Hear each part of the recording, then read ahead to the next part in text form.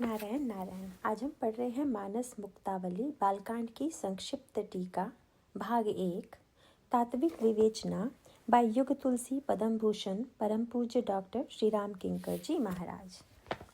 श्री राम शरणम मम। मुक्त न भये हते भगवाना तीनी जन्म द्विज वचन प्रवाना। अर्थ, भगवान के द्वारा वध किए जाने पर भी उनकी मुक्ति नहीं हुई, क्योंकि ब्राह्मणों के द्वारा दिए गए शाप को प्रमाणित करना था।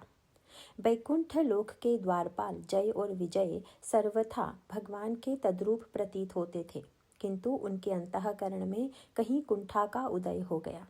उन्हें तद्रूपता मात्र से समग्र संतोष नहीं था। अवश्य ही जो वैकुंठ लोक में आते थे, उनके अंतःकरण में भगवान के दर्शन की तीव्र उत्कंठा होती थी। लालसा की तीव्रता में द्वारपाल अवरोध सिद्ध हों, यह स्वाभाविक था। जय और विजय को ऐसा प्रतीत होता था कि जो लोग वैकुंठ में आते हैं वे उनकी उपेक्षा करते हैं, जबकि वे भगवान के सदृश सौंदर्य से युक्त हैं। कल्पित उपेक्षा वृत्ति की धारणा ने उन्हें कुंठित कर दिया। परिणाम स्वरूप वे अपने अधिकार का दुरुपयोग करने लगे। उन्होंने द्वारपाल का वह अर्थ लिया जो मृत्युलोक में लिया जाता है।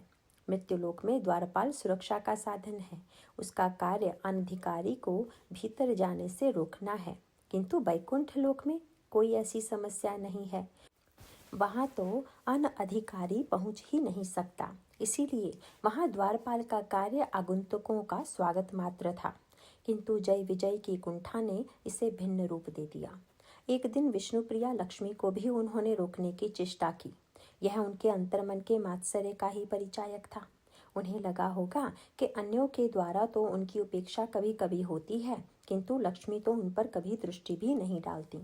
आगे चलकर हिरण्याक्ष के द्वारा पृथ्वी का अपहरण, रावण के द्वारा श्री सीता जी का चुराया जाना और शिशुपाल द्वारा रुक्मिणी से विवाह की चेष्टा इसी मनोवैज्ञानिक प्रतिक्रिया के परिणाम थे। मात्सर्यग्रस्त व्यक्ति सदा यह सोचता है कि प्रतिद्वंद्वी में उसमें कौन सी कमी है।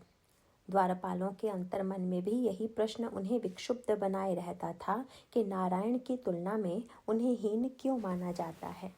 कहा जाता है कि एक दिन भगवान नारायण अपनी भुजाओं की ओर देख रहे थे।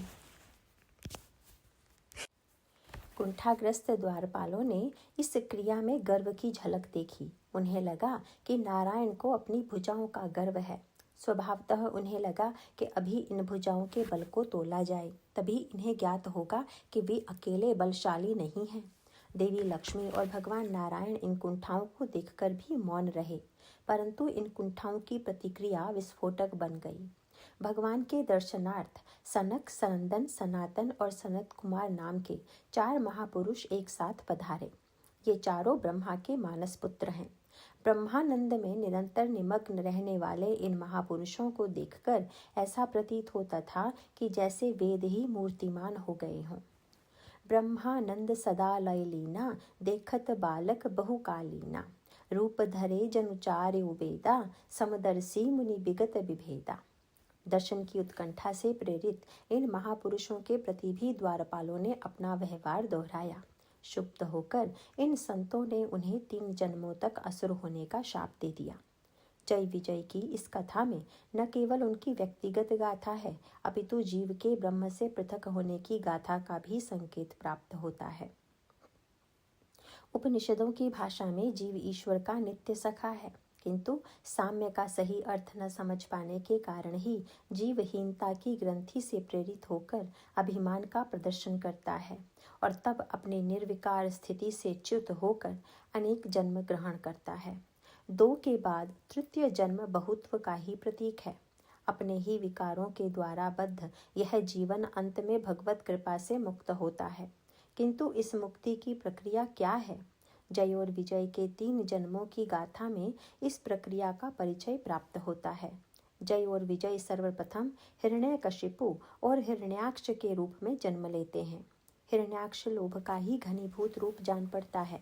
वह सारी पृथ्वी को चुरा लेता है। किसी भी व्यक्ति के भरण पोषण के लिए पृथ्वी का एक छोटा भाग पर्याप्त है, किंतु आवश्यकता के अनुरूप भूमि की तो बात ही क्या। समग्र पृथ्वी प्राप्त करने के बाद भी व्यक्ति की लोभ वृत्ति शांत नहीं होती। पौराणिक मान्यता की दृष्टि से लक्ष्मी की भांति पृथ्वी भी भगवान की पत्नी है, अतः समग्र जीव पृथ्वी के पुत्र हैं। किंतु आसुरी वृत्ति वाले प्राणी पृथ्वी पर अधिकार और स्वामित्व का दावा करते हैं। हिरण्याक्ष के जीवन में यही वृत्ति अभिव्यक्त होती है। भगवान वराह रूप ग्रहण कर उसका वध करते हैं। समुद्र से पृथ्वी को निकालकर विश्व को आधार प्रदान करते हैं। कोटि कोटि व्यक्ति पृथ्वी का प्रसाद पाकर धन्य होते हैं। इसीलिए शास्त्र आदेश देते हैं कि प्रातःकाल उठने के पश्चात पृथ्वी पर पैर रखने से पहले व्यक्ति को निम्नलिखित श्लोक से प्रणाम करना चाहिए। समुद्र वसने देवी पर्वत स्तन मंडले विष्णु पत्नी नमस्तुभ्यं पाद स्पर्शम समक्ष में क्षमस्व में। किंतु हिरण्याक्ष का बड़ा भाई हिरण्यकशिपु अभी जीवित था। वह मूर्तिमान मद का प्रतीक है। अहंकार लोभ का बड़ा भाई है। लोभी व्यक्ति भी जानता है कि शारीरिक तृप्ति के लिए अत्यधिक लोभ की आवश्यकता नहीं है। वस्तुतः लोभ के द्वारा व्यक्ति अहम को संतुष्ट करने की चेष्टा करता है। हिरण्याक्ष के विनाश से हिरण्यकशिपु कोई शिक्षा ग्रहण नहीं करता, अतः अहंकार का मद नाम सर्वथा सार्थक है।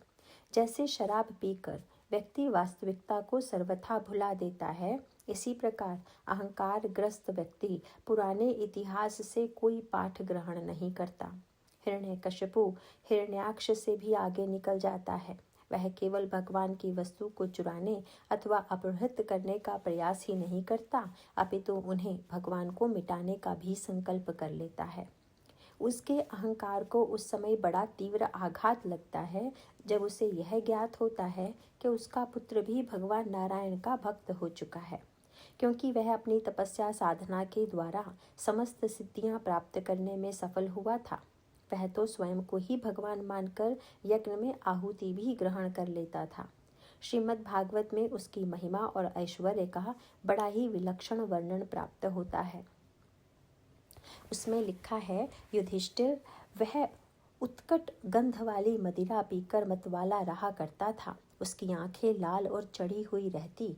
उस समय तपस्या, योग, शारीरिक और मानसिक बल का वह भंडार था। ब्रह्मा, विष्णु और महादेव के सिवा और सभी देवता अपने हाथों में भेंट ले लेकर उसकी सेवा में लगे रहते। युधिष्ठिर जब वह अपने पुरुषार्थ से इंद्रासन पर बैठ गया, तब विश्वावसु, तुम्बुरु तथा हम नारद सभी लोग उसके सामने गान करते थे तथा गंधर्व, सिद्ध, ऋषिगण, विद्याधर और अप्सराएं बार बार उसकी स्तुति करती थी। युधिष्ठिर वह इतना तेजस्वी था कि वर्णाश्रम धर्म का पालन करने वाले पुरुष जो बड़ी दक्षिणा वाले यज्ञ रखते, उनके यज्ञों की आहुति वह स्वयं छीन लेता। पृथ्वी के सातों द्वीपों में उसका अखंड राज्य था। सभी जगह बिना जोते बोए ही धरती से अन्न पैदा होता था। वह जो कुछ चाहता अंतरिक्ष से उसे मिल जाता तथा आकाश उसे भांति भांति की आश्चर्यजनक वस्तुएं दिखा दिखाकर उसका मनोरंजन किया करता था। इसी प्रकार खारे पानी, सुरा, घृत, इक्षु रस, दधी, दुग्ध और मीठे पानी के समुद्र भी अपनी पत्नी नदियों के साथ तरंगों के द्वारा उसके पास रत्न राशि पहुंचाया करते थे। पर्वत अपनी घाटियों के रूप में उसके खेलने का स्थान जुटाते और वृक्ष सब ऋतुओं में फलते फूलते। वह अकेला ही लोकपालों के सब गुणों को धारण करता। सारे संसार को अपनी सामर्थ्य से पराभूत कर देने वाला हिरण्यकशिपु अपने ही घर में नन्हे बालक के समक्ष पराजित हो गया। प्रहलाद सच्ची आस्तिकता और भगवत विश्वास के मूर्तिमान प्रतीक थे। विविध प्रकार के व्यक्तियों के बीच भी वे अपनी निष्ठा में अचल रहे। हिरण्यकशिपु के अहंकार को इससे तीव्र आघात लगा और वह प्रहलाद के वध के लिए प्रस्तुत हो गया। भगवान ने नरसिंह में पत्थर के स्तंभ से अवतरित होकर दैत्य के दर्प का दलन किया। अहंकार के स्थान पर भगवत विश्वास के घनीभूत रूप प्रहलाद का राज्य स्थापित हुआ, किंतु जय और विजय की मुक्ति अभी भी नहीं होती है। लोभ और अहम की वृत्तियों पर प्रहार होने पर भी अभी अन्य दुर्वृत्तियां शेष थीं। त्रेता युग में जब इनका पुनर्जन्म हुआ, तब इनका नाम रावण और कुंभकर्ण हो जाता है। रावण काम के घनीभूत रूप में समाज के समक्ष आता है। पुलस्त्य कुलोद्भव रावण महान पंडित था। शास्त्र और शस्त्र दोनों ही वह महान ज्ञाता था। इस स्वर्णमयी लंका पर अधिकार कर लेता है। अनगिनत सुंदरियों से वह विवाह करता है। देव जच्च गंधर्व नर किन्नर नाग कुमारी जीती बरी जिन बाहुबल बहु सुंदर बर नारी। किंतु फिर भी उनके जीवन में भोगों से तृप्ति नहीं हुई। उसके जीवन की विकृति तब पराकाष्ठा पर पहुंच जाती है जब वह साधु वेश में आद्याशक्ति श्री सीता को चुरा ले आता है और उनके समक्ष अपना अपवित्र प्रस्ताव इन शब्दों में रखता है। तेहि अवसर रावण तह आवा संग नारी बहु किए बनावा बहु विधि खल सी तहि समुझावा साम दाम भय भेद दिखावा। कह रावण सुन सुमुखी सयानी मंदोदरी आदि सब रानी तब अनुचरी करऊं पन मोरा एक बार बिलो कुमम ओरा। अंत में इस विकृति का दंड भोगना पड़ता है। कुंभकर्ण रावण का छोटा भाई था। निरंतर सोते रहने वाला वह व्यक्ति अपने चरित्र में मोह की दुर्बलताओं को अभिव्यक्त करता है। मोह निशा सब सोब निहारा देख कहीं सपन अनेक प्रकारा। वह देवर्षि नारद के द्वारा भगवान राम का स्वरूप जान लेने पर भी निद्रा प्रमाद के कारण भगवान की भक्ति नहीं कर पाता। रावण के कार्य के अनौचित्य को जानते हुए भी वह उसकी ओर से ही युद्ध करता है। मोहन अंध कीन्हि केहि केहि के सिद्धांतानुसार वह स्वयं अपने अंधत्व को स्वीकार करता है। विभीषण को भक्ति का उपदेश देते हुए अपनी इस स्थिति को वह स्वीकार कर लेता है। वचन कर्म मन कपट तजी भजेहु राम रणधीर जाहुन निज पर सूझ मोहि भयं काल बसबीर। अंत में प्रभु के प्रहार से उसकी भी मृत्यु हो जाती है। फिर भी वे मुक्त नहीं होते। द्वापर युग में उनका जन्म शिशुपाल और दंत वक्र के रूप में होता है। शिशुपाल मात्सर्य से भरा हुआ था। रुक्मणी को प्राप्त करने की तीव्र आकांक्षा उसके हृदय में विद्यमान थी। इसीलिए वह रुक्मणी के भाई से मैत्री जोड़ने में समर्थ हो जाता है। किंतु उसे तब तीव्र आघात लगता है जबकि श्री कृष्ण के रूप में अवतरित भगवान रुक्मणी का अपहरण करके ले जाते हैं। देवी रुक्मणी ने इसके लिए श्री कृष्ण से अनुरोध किया था। शिशुपाल का मात्सर्य प्रबल हो उठता है। उसकी चरम परिणति महाराज युधिष्ठिर के राजसूय यज्ञ में होती है। वहाँ यह प्रश्न था कि राजसूय यज्ञ में प्रथम पूजा का अधिकारी कौन है। अधिकांश लोगों की दृष्टि श्री कृष्ण की ओर थी, किंतु जब युधिष्ठिर के द्वारा श्री कृष्ण की प्रथम पूजा का समारंभ किया गया तब विक्षुब्ध शिशुपाल उसे नहीं सह पाया। उसने कठोर शब्दों में श्री कृष्ण की भर्त्सना की। अंत में भगवान श्री कृष्ण के चक्र द्वारा शिशुपाल का शिरच्छेद हुआ और उसका तेज निकलकर भगवान में समा गया। इस शिशुपाल का मित्र दंतवक्र था, जो स्वभाव से अत्यंत क्रूर और क्रोधी था। जहाँ मात्सर्य होगा वहाँ क्रोध का होना अवश्यंभावी है। शिशुपाल की मृत्यु से क्रुद्ध दंतवक्र श्री कृष्ण से उसका बदला लेने का प्रयास करता है और अंत में वह भी विनष्ट होकर भगवान से एकाकार हो जाता है। जय विजय के 3 जन्मों की यह यात्रा षट विकारों के उपशमन से समाप्त होती है। व्यक्ति अपने ही मन की अंतर ग्रंथियों में बंदी बनकर बद्ध हो जाता है। अंतर ग्रंथियों से छूट जाना ही सच्ची मुक्ति है। अंतर्मन से षट विकार ही जीवन को बद्ध बना देते हैं। उनसे मुक्त होते ही व्यक्ति ईश्वर से एकाकार हो जाता है।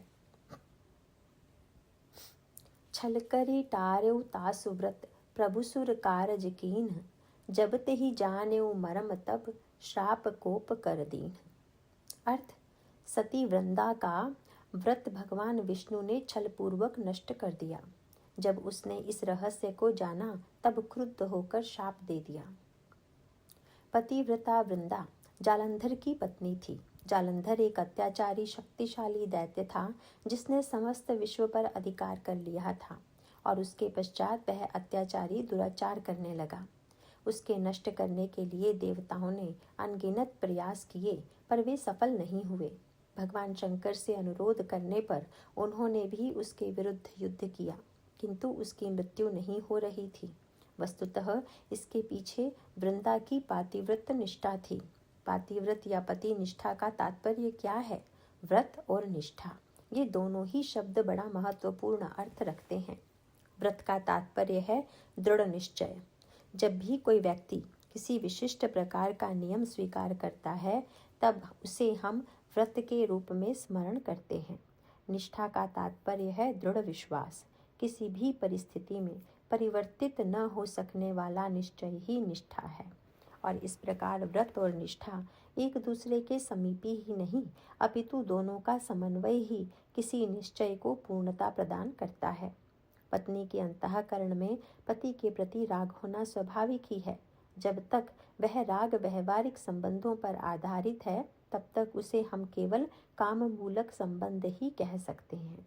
जब एक स्त्री पति के प्रति धर्म बुद्धि की प्रेरणा से स्नेह स्वीकार करती है, तब भी वह मध्यम कोटि की ही धारणा है, क्योंकि यह भी संभव है कि ऐसी परिस्थिति में उनके मन और बुद्धि में अंतर्द्वंद्व हो। किसी स्त्री का मन जब किन्हीं अन्य वस्तुओं या व्यक्तियों के प्रति भी आकृष्ट हो, किंतु विवेक पूर्वक वह अपने मन को नियंत्रित कर पति की सेवा में संलग्न रहे, तब भी उस पत्नी और पति के संबंधों को हम आदर्श रूप में स्वीकार नहीं कर सकते। किंतु जब स्त्री के हृदय में अपने पति के प्रति इतनी प्रगाढ़ आसक्ति का उदय हो जाए कि वह उसे छोड़कर समस्त अंतःकरण में किसी अन्य वस्तु या व्यक्ति का स्मरण ही न कर सके, तब यह स्थिति व्रत और निष्ठा की कोटि में आती है। पातिव्रत और पति निष्ठा में महत्व पति के चरित्र अथवा योग्यता का उतना नहीं है जितना पत्नी के अंतःकरण में पति के प्रति उसके अनन्य अनुराग का तथा उसकी दृढ़ निष्ठा का है। प्राचीन काल से ही यह मान्यता रही है कि जब किसी भी व्यक्ति में किसी निष्ठा या व्रत का उदय होता है, तब व्रत और निष्ठा के परिणाम स्वरूप ऐसे व्यक्ति के मन में अद्भुत शक्तियों का प्राकट्य होता है। यह निष्ठा किसी व्यक्ति अथवा मूर्ति में आरोपित की जा सकती है।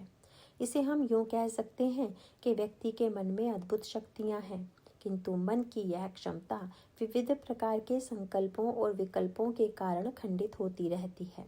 ऐसी स्थिति में जब किसी व्यक्ति का अंतःकरण स्वयं अपने ही संकल्पों का विध्वंस नहीं करता, तब एकाग्रता के कारण उसकी मनन शक्ति इतनी दृढ़ हो जाती है कि वह अपनी संकल्प शक्ति के द्वारा असंभव को भी संभव कर सकता है। पौराणिक उपाख्यानों में अनेक ऐसी पत्नियों का पतिव्रताओं के रूप में दृष्टांत है, जिन्होंने अपनी पति निष्ठा के द्वारा इतनी शक्ति प्राप्त की कि वे महानतम कार्य कर सकें। पतिव्रता अनसूया का नाम पुराणों में ऐसी महिलाओं में अग्रगण्य रूप में आता है। अनसूया अत्रि की अनुगामिनी है। अत्रि भोग वासनाओं से मुक्त एक ऐसे पुरुष हैं जो निरंतर लोक मंगल के लिए तपस्या में संलग्न रहते हैं। ऐसी स्थिति में पतिव्रता अनसूया की शक्ति अत्रि की सेवा में संलग्न रहकर उनके उस कार्य को बढ़ावा देती है। किंतु दूसरी ओर पातिव्रत्य की शक्ति जब किसी ऐसे व्यक्ति के प्रति निष्ठा से प्रेरित हो जिस व्यक्ति का जीवन समाज के लिए घातक हो, उस समय धर्म और अधर्म को लेकर सूक्ष्म विवाद का अवसर आता है। पतिव्रता यदि अपनी निष्ठा के द्वारा प्राप्त शक्ति को एक ऐसे व्यक्ति के लिए अर्पित कर देती है जो उस शक्ति का दुरुपयोग कर रहा हो, तब ऐसी स्थिति में धर्म अधर्म का कवच बनकर उसे अनिष्ट से बचाने की चेष्टा करता है। जब भी युद्ध में कोई व्यक्ति किसी पर प्रहार करता है, तो उस प्रहार का पहला आघात योद्धा के शरीर पर स्थित कवच को ही सहना पड़ता है, किंतु प्रहार करने वाले का उद्देश्य कवच के स्थान पर योद्धा पर विजय प्राप्त करना है। इस प्रक्रिया में उसे कवच को भी विनष्ट करना पड़ता है, क्योंकि कवच व्यक्ति को सुरक्षा प्रदान कर रहा है। ठीक इसी प्रकार जब धर्म अधर्म के लिए कवच का कार्य करे, उस समय धर्म पर प्रहार न करने से अधर्म की रक्षा होगी या नहीं।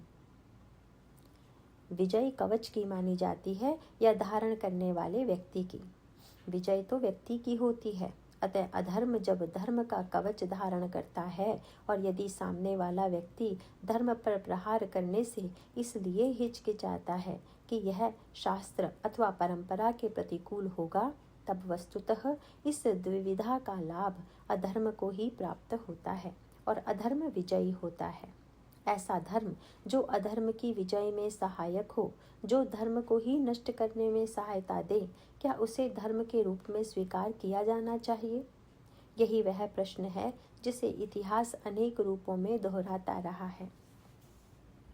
भगवान नारायण ने वृंदा के पातिव्रत्य को नष्ट करने के लिए जालंधर का वेश बना लिया और उसका पातिव्रत्य नष्ट कर दिया। इतिहास का यह सत्य चौंकाने वाला हो सकता है, किंतु इसमें धर्म की सूक्ष्म गति का ही ज्ञान प्राप्त होता है। भगवान विष्णु ने न केवल वृंदा को पातिव्रत्य से च्युत किया, अपितु रामचरितमानस में ही ब्रह्मचर्य व्रत में निष्ठ देवर्षि नारद को अपनी माया विश्व मोहिनी के द्वारा वासनाभिभूत कर दिया। नारद को ब्रह्मचर्य से च्युत करना अथवा वृंदा के पातिव्रत्य को नष्ट करना वस्तुतः एक ही सत्य को प्रकट करता है। देवर्षि का ब्रह्मचर्य यदि उन्हें अहंकारी बनाकर असुर बनने की प्रेरणा देता है, तो ऐसे ब्रह्मचर्य को विनष्ट कर देना ही नारद के लिए और लोक के लिए परम कल्याणकारी था। इसीलिए काम विजय के पश्चात देवर्षि अहंकार में उन्मत्त हो उठते हैं। वहाँ कामग्रस्त होने के पश्चात वे भगवान के चरणों में नत होकर अपनी त्रुटि स्वीकार कर लेते हैं। पतिव्रता वृंदा का व्रत नष्ट करना भी इसी सत्य को, इसी धर्म को प्रकट करने के लिए था कि निष्ठा का तात्पर्य केवल इतना ही नहीं है कि व्यक्ति अपनी उस शक्ति के द्वारा अधर्म को अमर बनाने की चेष्टा करे। निष्ठा का केंद्र भी केवल व्यक्ति नहीं, आदर्श को ही होना चाहिए।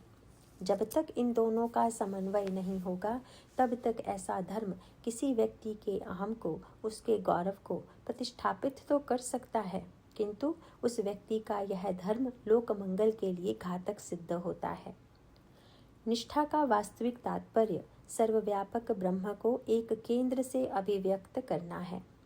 जब पतिव्रता पति के प्रति निष्ठावान बनती है, तब इसका अभिप्राय पति में ईश्वर का साक्षात्कार करना है। यदि पति के प्रति ऐसी पूर्णता की भावना पतिव्रता में न हो, तब उसके लिए निष्ठा का निर्वाह करना असंभव है। यदि व्यक्ति किसी आराध्य के चित्र को सामने रखकर पूजन कर रहा हो और उसी समय आराध्य आकर द्वार खटखटाने लगे, तब पुजारी का क्या कर्तव्य है? क्या वह चित्र की पूजा करता रहे अथवा उठकर आराध्य का स्वागत करे? निष्ठा की अंतिम परिणति ईश्वर की उपलब्धि है। वृंदा ने जिसे अपने पातिव्रत्य की च्युति मान लिया था, वस्तुतः वह उसकी निष्ठा की सच्ची सार्थकता थी। इसीलिए वृंदा ही तुलसी के रूप में परिणत हो गई और भगवान विष्णु शालग्राम के रूप में तुलसी को मस्तक पर धारण करते हैं।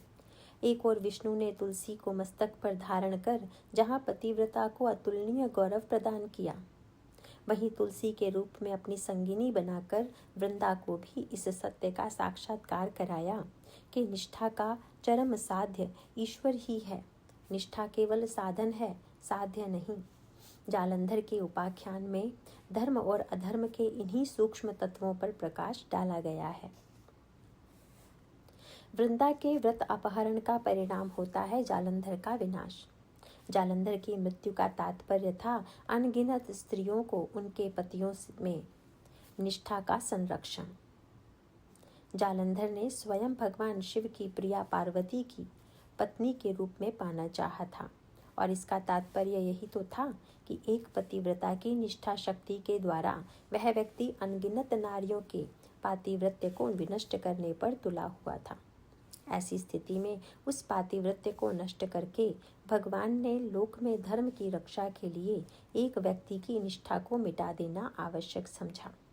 यही इस वृंदा प्रसंग का मुख्य संदेश है।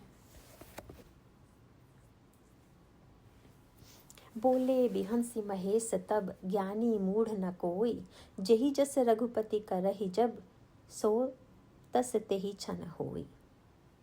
अर्थ, तब उन्मुक्त भाव से हंसते हुए भगवान शंकर ने कहा, कोई भी व्यक्ति ज्ञानी अथवा मूर्ख नहीं है। रघुपति जब भी जिसे जैसा बना देते हैं, वह उस समय वैसा ही प्रतीत होने लगता है। कैलाश शिखर पर शिव शिवा का संवाद चल रहा था। पार्वती की जिज्ञासा थी, ईश्वर का अवतार क्यों होता है? शिव ने उत्तर देते हुए अनेक कल्पों की कथा का सूत्रात्मक रूप में परिचय दिया। उन्होंने बताया कि प्रभु प्रत्येक कल्प में अवतार लेते हैं और प्रत्येक कल्प में अवतार के कारण भी भिन्न ही होते हैं। इसीलिए दावे से यह कह पाना संभव नहीं है कि ईश्वर का अवतार ठीक इसी कारण से होता है। एक कल्प में तो देवर्षि नारद के शाप के कारण ही प्रभु को अवतार लेना पड़ा था। नारद साप दीन एक बारा, कल्प एक तेहि लगी अवतारा। चकित पार्वती विश्वास ही नहीं कर पाती कि देवर्षि ने अपने आराध्य प्रभु को शाप दिया होगा। वे अपना संशय शिव के समक्ष प्रकट कर देती हैं। गिरिजा चकित भई सुनि बानी, नारद विष्णु भगत पुनि ज्ञानी। कारण कवन श्राप मुनि दीन्हा, का अपराध रमापति कीन्हा।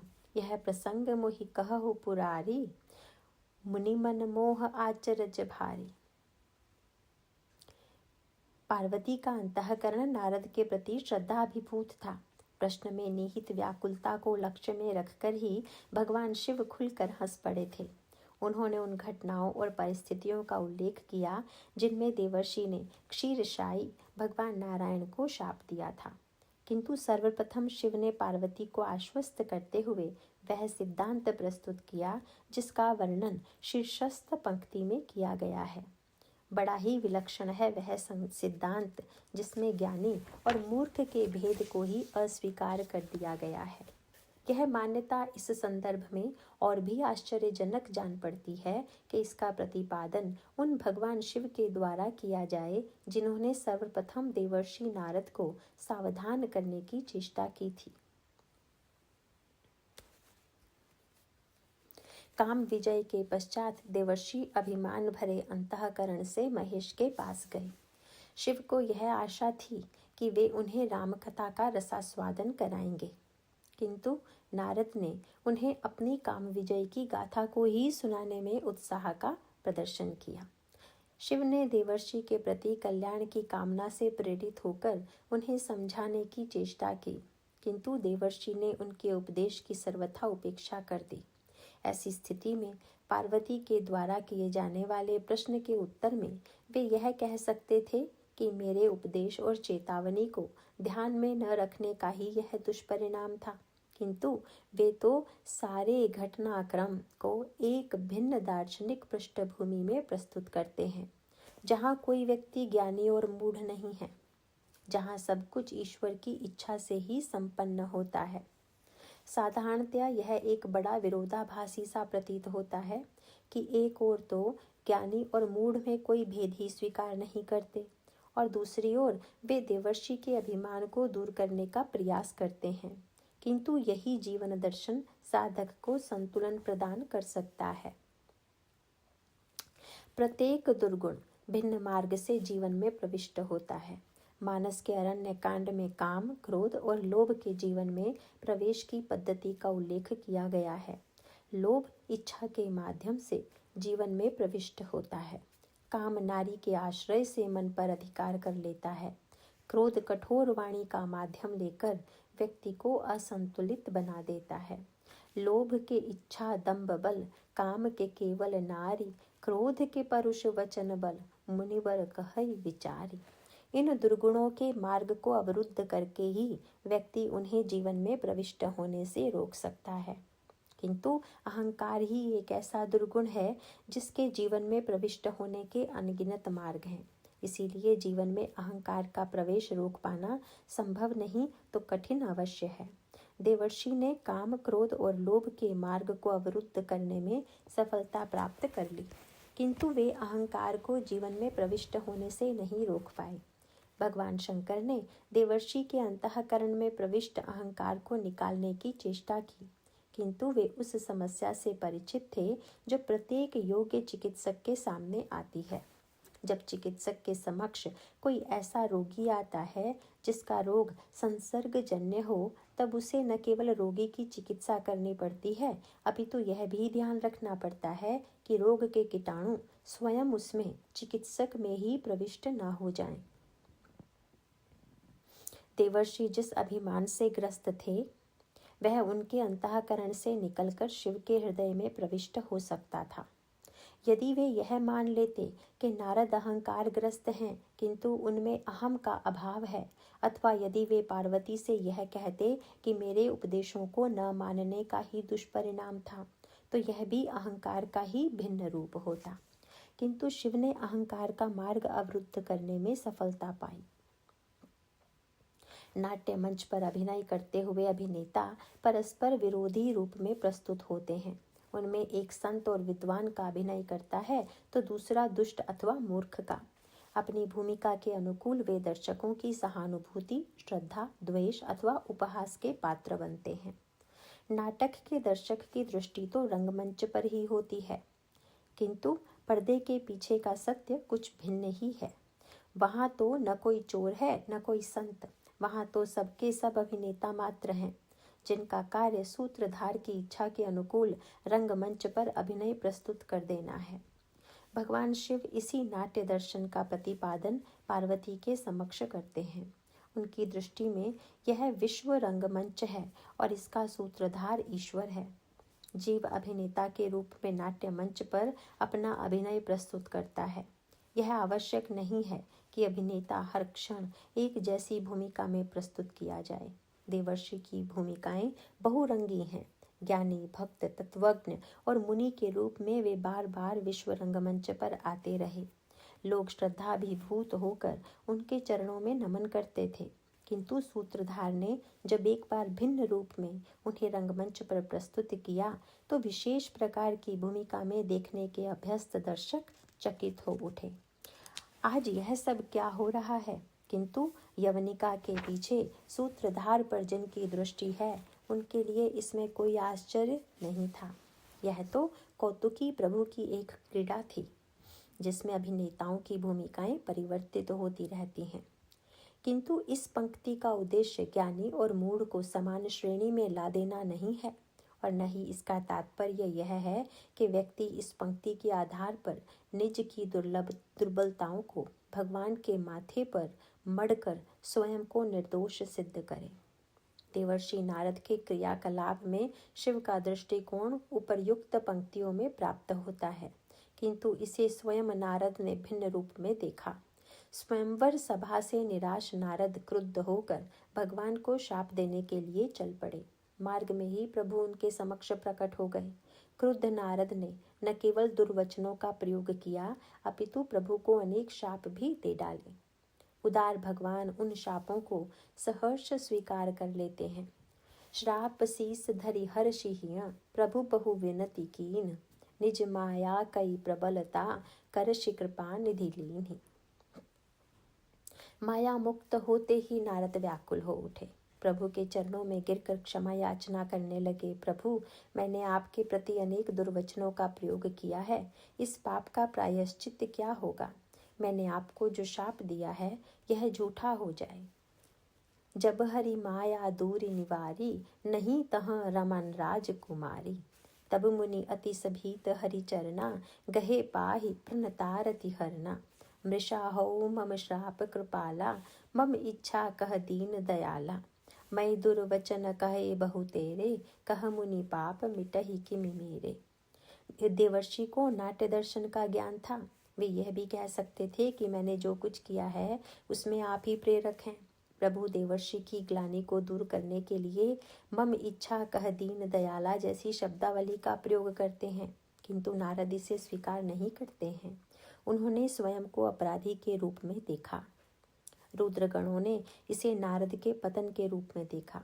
वे उनकी दुर्बलता की हंसी उड़ाते रहे। विषयी व्यक्ति इसी दृष्टि से देखने का अभ्यस्त होता है।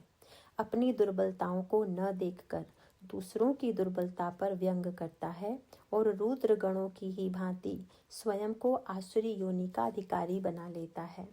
नारद की दृष्टि साधक की दृष्टि है, जो अपनी दुर्बलताओं के लिए स्वयं को ही उत्तरदायी मानता है तथा उसके लिए प्रायश्चित करना चाहता है। भगवान शिव की दृष्टि सिद्ध दृष्टि है, जहाँ सब कुछ ईश्वर की इच्छा से ही होता है। विश्व रंगमंच पर प्रत्येक अभिनेता सूत्रधार के आदेश का पालन कर रहा है। इसीलिए किसी से राग द्वेष व्यर्थ है, ज्ञानी मूढ़ न कोई।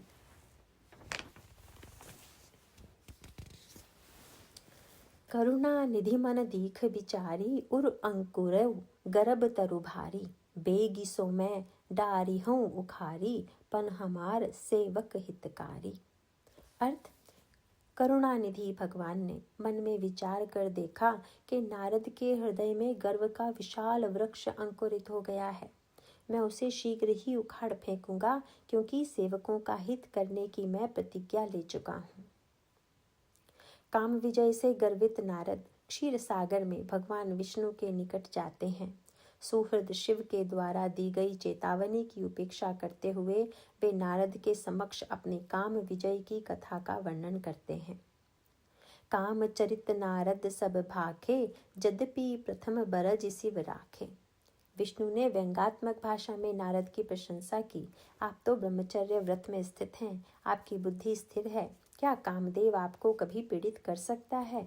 मुझे तो यह लगता है कि आपके स्मरण मात्र से विकार नष्ट हो जाते हैं। रूख बदन करी वचन मृदु, बोले श्री भगवान। तुम्हरे सुमिरन ते मिटही, मोह मार मदमान। सुनि मुनि मोह होई मन ताके, ज्ञान विराग हृदय नहीं जाके। ब्रह्मचर्य व्रत रत मति धीरा, तुम हई की करई मनोभव पीरा।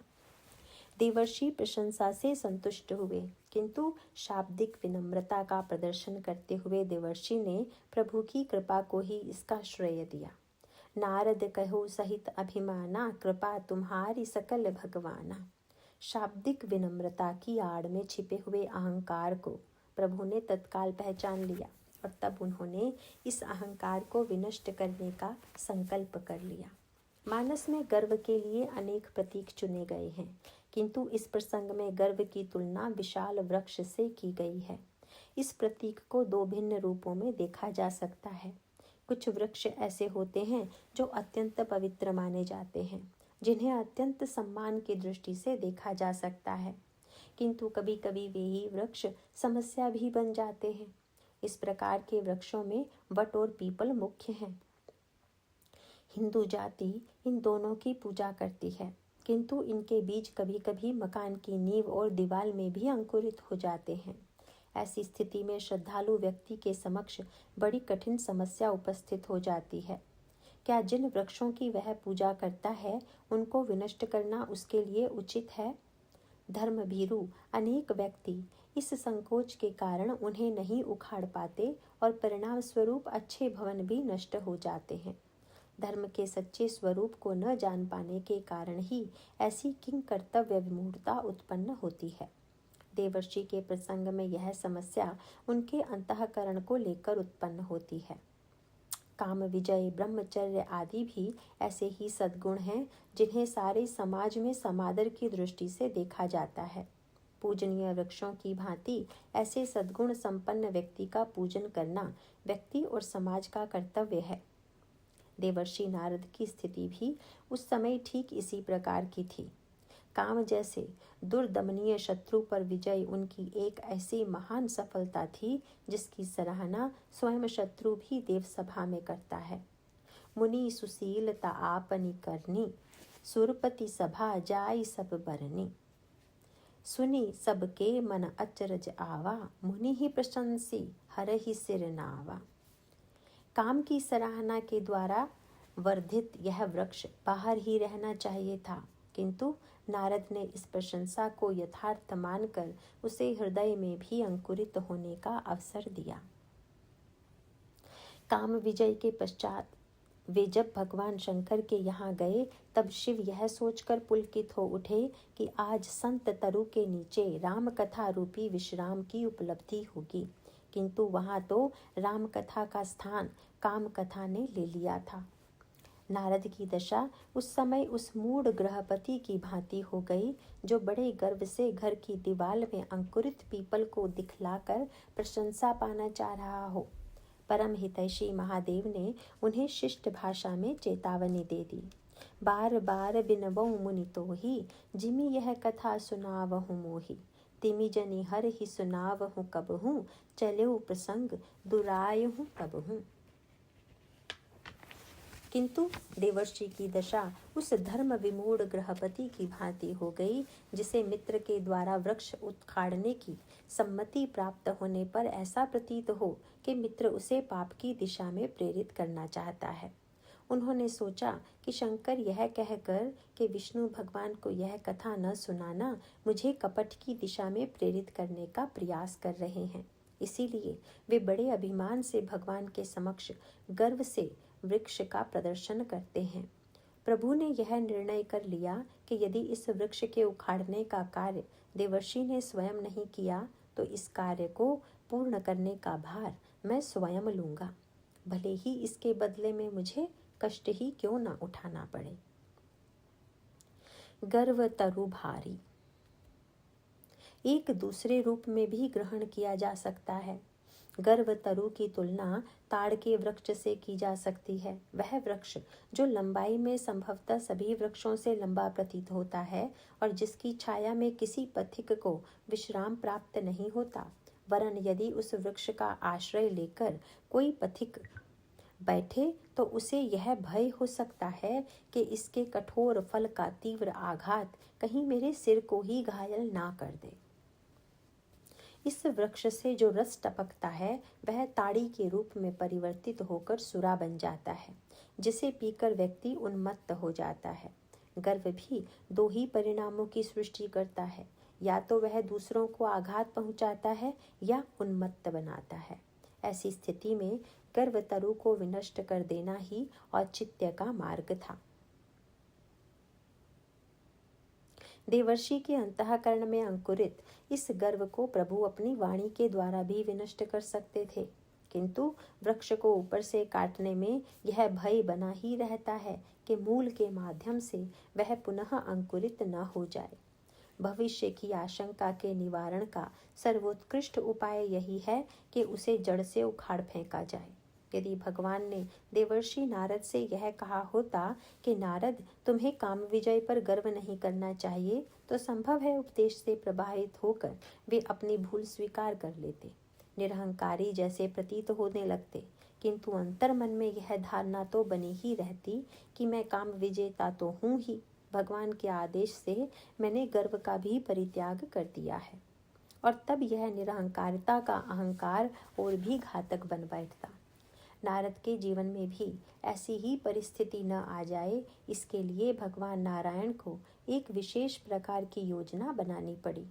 उन्हें यह दिखला लेने की आवश्यकता थी कि उनके जीवन में काम विजय एक क्षणिक संयोग मात्र था। काम के ऊपर क्रोध न करने का कारण यही नहीं था कि उनका अंतःकरण क्रोध शून्य हो चुका था। इस अक्रोध का तात्पर्य भी अपने औदार्य का प्रदर्शन करना था। प्रदर्शन करते समय व्यक्ति अभिनेता बन जाता है।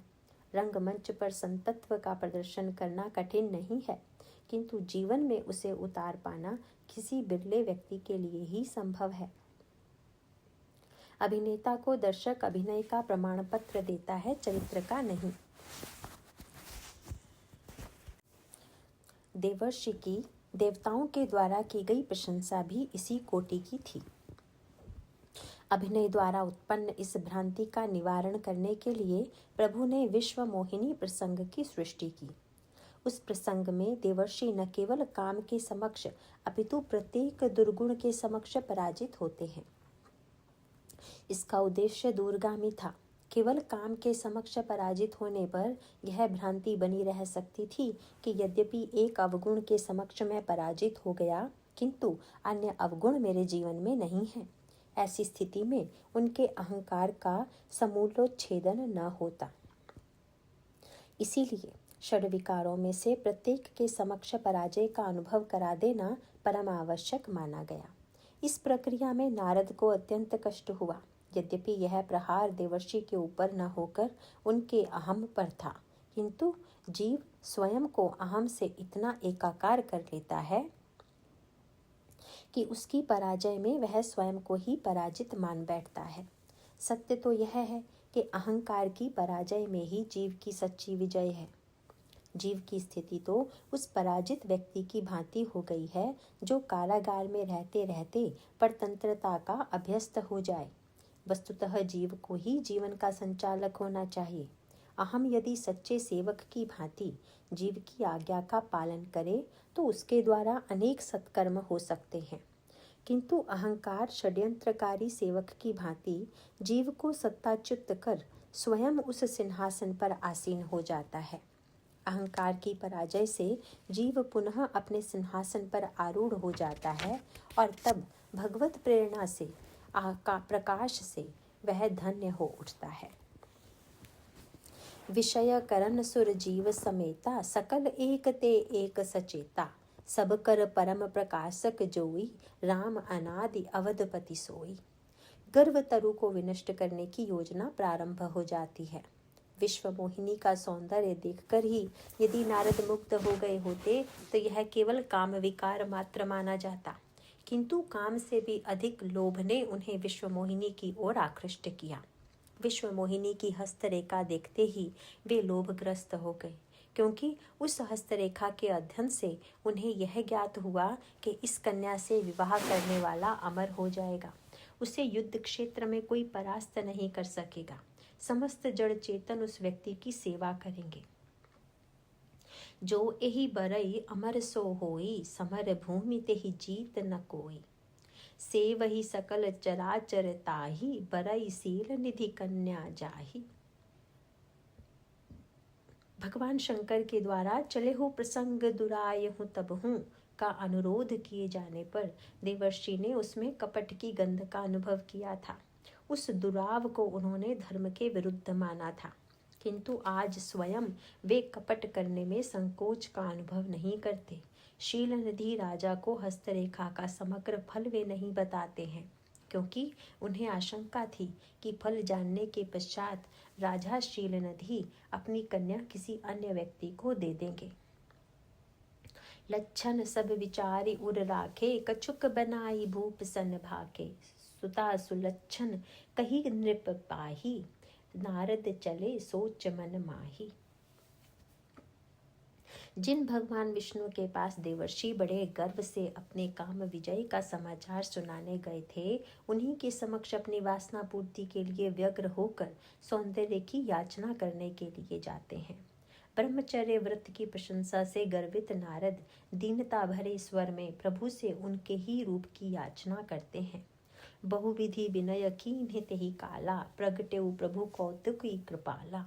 प्रभु बिलोक मुनि नयन जुड़ाने, होह ही काज हिये हर्षाने। अति आरती कही कथा सुहाई, करहु कृपा करि होहु सहाई। आपन रूप देहु प्रभु मोहि, आन भांति नहीं पावहु ओहि। जेहि विधि नाथ होई हित मोरा, करहु सबेगी दास मैं तोरा। उनके बुद्धि विभ्रम की पराकाष्ठा इस सीमा तक पहुंच गई कि वे भगवान के स्पष्ट व्यंग वाक्यों को भी नहीं समझ पाए। उन्होंने बड़ी सरलता से यह मान लिया कि विष्णु अपना सौंदर्य उन्हें प्रदान कर रहे हैं। यद्यपि प्रभु ने स्पष्ट शब्दों में घोषणा की थी कि यदि रोगी कुपथ्य की याचना करे तो वैद्य उसे नहीं देता है। कुपथ मांग रुज व्याकुल रोगी, वैद्य न देई सुनहु मुनि जोगी। एहि विधि हित तुम्हार मैं ठयू, कही अस अंत रहित प्रभु भयू। स्वयंवर सभा में उपस्थित राजाओं ने देवर्षि का स्वागत नारद के रूप में ही किया, किंतु फिर भी उनका ध्यान इस विरोधाभास की ओर नहीं गया कि यदि उनकी आकृति में परिवर्तन हो गया होता तो राजाओं ने उन्हें क्या नारद के रूप में प्रणाम किया होता। तब वे स्वयं को दर्पण में देखने की चेष्टा करते, किंतु देवर्षि तो पूरी तरह कामांध हो चुके थे। एक दिन उन्होंने इंद्र की धारणा उपहासास्पद प्रतीत हुई थी कि वे स्वर्ग पर अधिकार पाना चाहते हैं। उस समय उन्होंने स्वयं को सिंह और इंद्र को ऐसे श्वान के रूप में देखा जिसे वह भय लग रहा हो कि कहीं सिंह सूखी हड्डी के उसके टुकड़े को छीन ना ले। किंतु आज स्वयंवर सभा में विश्व मोहिनी को प्राप्त करने की सर्वाधिक व्याकुलता देवर्षि के अंतःकरण में ही थी। पुनि पुनि मुनि उक सही अकुलाही, देखी दशा हर गन मुसुकाही। विश्व मोहिनी के द्वारा भगवान का वर्ण किया गया और तब देवर्षि मिथ्या हानि की कल्पना से व्याकुल हो उठे। मुनि अति विकल मोह मति नाठी, मणि गिरी गई छूटी जनु गांठी। इस पंक्ति में मोह शब्द का प्रयोग बड़ा सार्थक है। मोह की तुलना रात्रि से की गई है। जैसे निद्रा में सुषुप्त व्यक्ति स्वप्न को ही यथार्थ समझता है, ठीक उसी प्रकार मोहग्रस्त व्यक्ति भी माया जो नहीं है को पाने की चेष्टा करता है। उस समय उनकी मनस्थिति उस प्रकार की थी जैसे कोई दरिद्र व्यक्ति स्वयं को स्वप्न में सिंहासनासीन देखकर प्रसन्न हो रहा हो और हठात कोई व्यक्ति उसे निद्रा से जगा दे और तब वह जगाने वाले व्यक्ति पर ही क्रुद्ध हो उठे कि उसने उसका सिंहासन छीन लिया। रुद्रगणों ने भी नारद को इस स्वप्न में जगा दिया। अपना मुख दर्पण में देखिए कहने वाले रुद्रगणों ने नारद को इसी भ्रांति से मुक्त करने का प्रयास किया था। तब हर गण बोले मुस्काई, निज मुख मुकुर बिलो कहूँ जाई। किंतु देवर्षि क्रुद्ध होकर उन्हें ही शाप देकर दंडित कर देते हैं। जाहि निशाचर हो तुम, कपटी पापी दो, हंस्यहु हमहि सोलेहु फल, बहुरी हस्यहु मुनि को। किंतु इतने से ही वे संतुष्ट नहीं हो पाते। उनका अंतःकरण क्रोध से अभिभूत हो उठा। काम विजय के प्रसंग में नारद स्वयं को क्रोध का विजेता भी मान बैठे थे, पर आज तो उनके क्रोध के केंद्र स्वयं भगवान ही हो गए। काम ने तो उन्हें श्री राम से दूर करना चाहा था। यदि वे उस पर क्रोध करते तो वह स्वाभाविक और उचित दोनों होता, किंतु उनके क्रोध के केंद्र प्रभु उस समय स्वयं बन गए जब वे उन्हें नारद को माया से दूर करने के प्रयास में सफल हो गए। उनका क्रोध उस सीमा तक पहुंच चुका था जब आत्महत्या जैसे घोर पाप के लिए भी वे प्रस्तुत हो गए। फरकत अधर कोप मन माही, सपदि चले कमलापति पाही, देहऊँ श्राप की मरिहऊँ जाई, जगत मोरी उपहास कराई। किंतु प्रभु तो अपने महानाट्य को चरम सीमा तक पहुंचाना चाहते थे, इसीलिए वे देवर्षि के बैकुंठ पहुंचने से पहले ही स्वयं मार्ग में उनके समक्ष प्रकट हो गए। बीच ही पंथ मिले दनुजारी, संग रमा सोई राजकुमारी। बड़े ही मधुर स्वर में प्रभु ने उनसे व्याकुलता का कारण पूछा। बोले मधुर बचन सुर साई, मुनि कहाँ चले बिकल की नाई। यही ईश्वर का समत्व था। प्रथम बार वे नारद के समक्ष उस समय प्रकट हुए थे जब प्रभु में उन्हें गुण ही गुण दिखाई देते थे और आज उन्हें उनमें दोष ही दोष दिखाई दे रहे हैं। आज नारद का संतुलन सर्वथा समाप्त हो चुका था। एक दिन जिसकी प्रशंसा में वे मुखर थे, आज क्रुद्ध होकर उनके लिए कठोरतम शब्दों का प्रयोग करने लगे। सुनत वचन उपजा अति क्रोधा, माया बस न रहा मन बोधा। पर संपदा सकहु नहीं देखी, तुम्हरे ईर्षा कपटु विशेषी। मथत सिंधु रुद्रहि बौरायौ, सुरन प्रेरी विषपान करायौ। असुर सुरा विष संकर ही, आपुर मामणि चारु। स्वार्थ साधक कुटिल तुम, सदा कपट बहवारु। वस्तुतः नारद द्वारा प्रयुक्त आरोप स्वयं उनके अंतःकरण को ही प्रतिबिंबित कर रहे थे। उनका सर्वप्रथम आरोप था पर संपदा सकहु नहीं देखी, पर सत्य यह था कि यह स्थिति स्वयं उनकी अपनी ही थी। विश्व मोहिनी भगवान की माया थी, उन्हें पाने की आकांक्षा, पर संपदा के प्रति आकर्षण ही तो था। पर इस समय भी विश्व मोहिनी को प्रभु के पास खड़े देखकर उनका क्रुद्ध हो जाना उनकी ईर्ष्या वृत्ति को ही प्रकट कर रहा था, जबकि वे ईर्ष्या का आरोप भगवान पर लगा रहे थे। प्रभु का सौंदर्य देखकर अपने विवाह की आकांक्षा में कपट की पराकाष्ठा थी, किंतु वे प्रभु को ही कपटी कहकर पुकारते हैं। एक दिन उन्हें भगवान शंकर का उपदेश सुनकर उसमें मात्सर्य की वृत्ति का अनुभव हुआ था। उन्हें प्रतीत हुआ कि शिव उनकी कीर्ति को प्रसारित नहीं होने देना चाहते, किंतु आज उन्हें प्रतीत हुआ कि शिव उदार और विशाल हृदय वाले हैं, विष्णु स्वार्थ और कपट से ओतप्रोत हैं।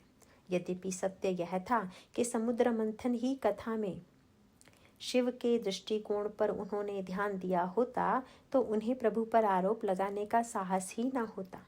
यदि सचमुच ही विष्णु ने भगवान शिव को विष पीने के लिए कहा और उन्होंने सहर्ष से स्वीकार कर लिया, तब तो नारद को यह सोचकर ही लज्जित हो जाना चाहिए कि एक और शिव हैं जो अमृत के स्थान पर विष पीकर भी भगवान के प्रति कृतज्ञ थे, दूसरी ओर कामना की पूर्ति में बाधा पड़ते ही क्रुद्ध होकर शाप देने के लिए प्रस्तुत मैं नारद हूँ।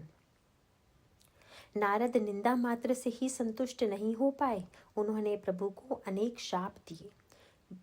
भले भवन अब बायन दीन्हा, पावहुगे फल आपन कीन्हा। बंचहु मोहि जवन धरि देहा, सोई तनु धरऊ श्राप मम एहा। कपि आकृति तुम कीनी हमारी, करिहहि कीस सहाय तुम्हारी।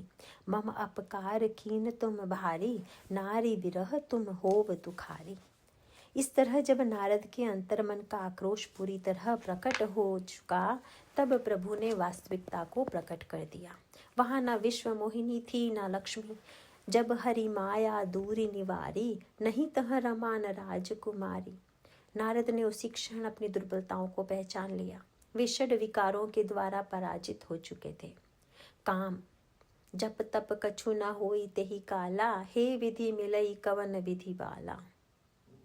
क्रोध फरकत अधर कोप मन माही, सपदि चले कमलापति पाही। लोभ लक्षण सब विचारी उर राखे, कचुक बनाई भूप सन भाखे। मद मुनि मन हर्ष रूप अति मोरे, मोह मुनि अति विकल मोह मति नाठी, मनि गिरी गई छूटी जनु गांठी। मात्सर्य मोहि तजी आनहि बरहि न भोरे। इतना ही नहीं, ज्ञान भक्ति और कर्म सभी से भी वे वंचित हो चुके थे। अखंड ज्ञानमयी ईश्वर में उन्होंने माया के प्रति आकर्षण आरोपित कर लिया। भक्ति परंपरा के विपरीत उन्होंने प्रभु की कृपा में दोष दर्शन किया। जो जस करई सो तस फल चाखा के कर्म सिद्धांत के विपरीत उन्होंने अपराधी होते हुए भी निरपराध भगवान को शाप देकर दंडित करने का प्रयास किया। नारद को लगा कि मैं न तो ज्ञानी हूँ, न ही भक्ति में आस्था है और न मेरा व्यवहार ही कर्म सिद्धांत के अनुरूप है। व्याकुल होकर वे प्रभु के चरणों को पकड़ लेते हैं। तब मुनि अति सभीत हरि चरना, गहे पाहि प्रणतारति हरना। गर्वतरु पूरी तरह विनष्ट हो चुका था। प्रभु को प्रसन्नता थी कि भक्त का हित का उनका व्रत पूर्ण हुआ। हो ही न विषय विराग, भवन बसत भा चौथपन। हृदय बहुत दुख लाग, जन्म गयऊ हरि भक्ति बिनु। अर्थ, घर में रहते हुए वृद्धावस्था आ जाने पर भी अंतःकरण में विषयों के प्रति वैराग्य नहीं हुआ। तब महाराज श्री मनु के मन में यह महान दुख हुआ कि मेरा सारा जन्म हरि भक्ति के बिना व्यतीत हो गया। मनु भारतीय संस्कृति में सर्वोच्च व्यक्ति हैं, क्योंकि मनुष्य जाति के आदि पुरुष के रूप में पुराणों में उनकी प्रतिष्ठा की गई है। मनुष्य शब्द ही मनु से संबद्ध होने के कारण रखा गया है। मनु मनुष्य जाति के आदि पुरुष ही नहीं, अपितु भारतीय संविधान के प्रथम निर्माता भी थे। उन्होंने समाज के सुव्यवस्थित संचालन के लिए जिस संविधान का निर्माण किया, वह मनुस्मृति के रूप में आज भी उपलब्ध है। यद्यपि स्मृतियों की संख्या 18 मानी जाती है, फिर भी समग्र स्मृतियों में मनु की स्मृति को ही सर्वाधिक प्रामाणिक स्वीकार किया जाता रहा है। मनु ने स्वयं निर्मित संविधान के द्वारा समाज को संचालित करने की चेष्टा की और एक आदर्श राज्य का निर्माण करने में वे सफल भी हुए। एक व्यक्ति और राजा के रूप में उनका स्थान अप्रतिम है, किंतु उपर्युक्त दोहे में मनु की जिस मनस्थिति का उल्लेख किया गया है, वह रामचरितमानस की व्यक्ति और समाज संबंधी मान्यताओं को अभिव्यक्त करती है। राजा के रूप में मनु का जीवन एक उद्देश्य के प्रति समर्पित होते हुए भी उन्हें आत्मसंतोष नहीं दे पाता। व्यक्ति और समाज का संबंध अनोखा है। एक और व्यक्ति समाज का अंग है और इस नाते उसका प्रत्येक क्रियाकलाप समाज हित से संबद्ध होना चाहिए। समाज के स्वार्थ की तुलना में व्यक्ति का स्वार्थ न्यून होना चाहिए। रामचरितमानस की मान्यता भी यही है। कीरति भनिति भूति भली सोई, सुरसरी सम सब कर हित होई। इसमें भी इसी मान्यता की पुष्टि की गई है, किंतु समाज और समष्टि का समर्थन करते हुए भी यह अस्वीकार नहीं किया जा सकता है कि व्यक्ति का अपना एक पृथक व्यक्तित्व भी है। समाज के लिए कार्य करते हुए व्यक्ति जिन कार्यों का संपादन करता है, यह आवश्यक नहीं है कि वे कार्य उस व्यक्ति के आत्मसंतोष के हेतु भी बन सके। यही व्यक्ति के जीवन का विरोधाभास है। एक ओर तो व्यक्ति समाज में रहना चाहता है, क्योंकि समाज के अभाव में उसे कष्टकारक अकेलेपन की अनुभूति होती है। इसीलिए वह गृहस्थ जीवन की आवश्यकता का अनुभव करता है। परिवार, प्रांत एवं देश के रूप में सामाजिक व्यवस्थाओं का संगठन इसी आकांक्षा का परिणाम है। किंतु क्या व्यक्ति सर्वदा समाज में ही रहना चाहता है? क्या उसे एकांत कभी प्रिय नहीं है? इसका उत्तर प्रत्येक व्यक्ति को रात्रि में प्राप्त हो सकता है। दिन भर के क्रम से श्रमित व्यक्ति अंत में बाहर से भीतर की ओर सिमटता है। दिन भर का परिश्रम अंत में उसे श्रमित कर एक कक्ष में जाने की प्रेरणा देता है। उस समय वह एकांत मुद्रा में होता है। उस समय उसे अकेलेपन की आवश्यकता का बोध होता है। तब वह समाज तो क्या, अपने प्रिय परिजनों से भी दूर एकांत कक्ष में प्रगाढ़ निद्रा में निमग्न हो जाना चाहता है। निद्रा में निकट से निकट व्यक्ति की उपस्थिति का भान भी शेष नहीं रह जाता। कर्म व्यक्ति के जीवन में जहाँ अनेक सफलताओं की सृष्टि करता है, वहाँ दूसरी ओर निराशा और श्रम की अनुभूति भी उसका पीछा नहीं छोड़ती। और तब वह इन सब को भुलाकर प्रगाढ़ निद्रा में स्वयं को सुखी कर पाने के लिए सो जाता है। समग्र सांसारिक जीवन का निर्माण और उपयोग करने के बाद भी मनु की मनस्थिति इसी सत्य को उजागर करती है। मनु को सामाजिक उपलब्धियों से ही संतोष नहीं हो सका। उनका आंतरिक अभाव पूर्ण नहीं हो पाया। धर्म व्यक्ति को सामाजिकता की ओर उन्मुख करता है। धर्म शब्द का अर्थ भी यही है, धारणाद धर्म मित्याहुः। किंतु धर्म के द्वारा जिस सामाजिकता की अनुभूति होती है, उसके पश्चात व्यक्ति के अंतःकरण की परितृप्ति का कार्य एकमात्र भक्ति के द्वारा ही संभव है। धर्म जहाँ सामूहिकता पर बल देता है, वहाँ भक्ति व्यक्ति के अंतःकरण की मांग है। इसीलिए जहाँ धर्म में व्यक्ति क्रियाकलापों की सीमा में आबद्ध है, वहाँ भक्ति का मूल केंद्र क्रिया से नहीं अपितु भावनाओं से संबंधित है। अतः व्यक्ति के अंतःकरण की संतुष्टि के लिए, व्यक्ति की व्यक्तिगत भावनाओं की तृप्ति के लिए धर्म की नहीं भक्ति की आवश्यकता है। मनु को जीवन में भक्ति की आवश्यकता का अनुभव वृद्धावस्था में हुआ, किंतु जीवन का एक दूसरा सत्य भी उनके समक्ष था और उपर्युक्त दोहे में होई न विषय विराग भवन भसत बा चौतपन कहकर उसका वर्णन किया गया है। व्यक्ति निर्विवाद रूप से सुख की उपलब्धि करना चाहता है और इस सुख की उपलब्धि का सबसे स्थूल और निकट साधन विषय ही है। व्यक्ति विषयों के माध्यम से विषयों का रस प्राप्त कर स्वयं को सुखी बनाना चाहता है। विषयों का महत्व इसलिए भी बढ़ जाता है क्योंकि व्यक्ति की जीवन रक्षा के लिए भी विषयों की आवश्यकता है। शरीर की रक्षा के लिए व्यक्ति को भोजन चाहिए। नासिका, कान ये सभी शरीर के अंग हैं और इन सब की परितृप्ति के लिए विषयों की अपेक्षा है। विषयों के द्वारा इंद्रियों को क्षणिक तृप्ति का बोध तो होता है, किंतु विषय सेवन का एक दुर्भाग्यपूर्ण पक्ष यह है कि वह व्यक्ति की पिपासा को अधिकाधिक बढ़ाता जाता है। विनय पत्रिका में गोस्वामी जी काम की तुलना अग्नि से करते हुए विषय को घी की उपमा देते हैं। बूझई न काम अग्नि तुलसी, कहूँ विषय भोग बहु घीते। विनय पत्रिका। व्यक्ति को विषय में क्षणिक सुखानुभूति तो होती है, किंतु अंतःकरण की पिपासा बढ़ती जाती है और उसके साथ साथ एक दूसरी समस्या भी उत्पन्न होती है, और वह यह है कि व्यक्ति की अवस्था के साथ साथ जहाँ विषय की पिपासा बढ़ती जाती है, वहाँ विषय को ग्रहण करने वाली इंद्रियां वृद्धावस्था में अधिकाधिक असमर्थ भी होती जाती हैं। जब हम किसी वस्तु को भोगना चाहें और हम में भोग की सामर्थ्य विद्यमान न हो तो ऐसी परिस्थिति में व्यक्ति के अंतर्मन का शांत हो जाना स्वाभाविक है। मन विषयों को छोड़ने में भयभीत होता है क्योंकि उसे अनेक जन्मों से विषयों में सुखानुभूति का अभ्यास बन चुका होता है। विषय के आश्रय से अभ्यस्त रहने वाला व्यक्ति विषय से पृथक मन में सुख की अनुभूति की कल्पना नहीं कर पाता। इसीलिए विनय पत्रिका में गोस्वामी जी मन को एक ऐसी मछली के समान बताते हैं जो निरंतर विषय जल में रह करके ही स्वयं को जीवित रख पाने पर विश्वास रखती है। विषय बारी मन मीन भिन्न, नहीं होत कबहु पल एक, तेहि ते सहो विपति अति दारुण, जनमत जोनि अनेक। विनय पत्रिका। ऐसी स्थिति में विषय को ग्रहण करने वाली इंद्रियां परस्पर विरोधी दिशा में व्यक्ति को खींचती हैं और तब अवस्था की वृद्धि के साथ साथ व्यक्ति की अशांति में भी वृद्धि होती जाती है।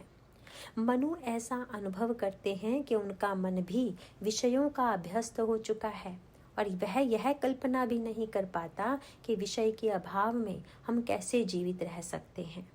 मनु का विवेक प्रबुद्ध था। मनु ने जीवन के वास्तविक सत्य को पहचान लिया था, किंतु बुद्धि और मन के इस अंतर्द्वंद्व से मुक्त होना उन्हें कठिन जान पड़ता था। जब व्यक्ति को किसी वस्तु का अभ्यास हो जाए तब केवल उपदेश मात्र से ही उस व्यक्ति को उससे विरक्त नहीं बनाया जा सकता है।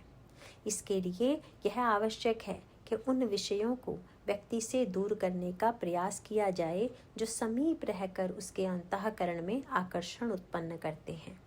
मनु भी इस सत्य को समझ लेते हैं और उन्हें लगता है कि सत्ता में रहते हुए वे विषयों पर पूरी तरह विजय प्राप्त नहीं कर सकते।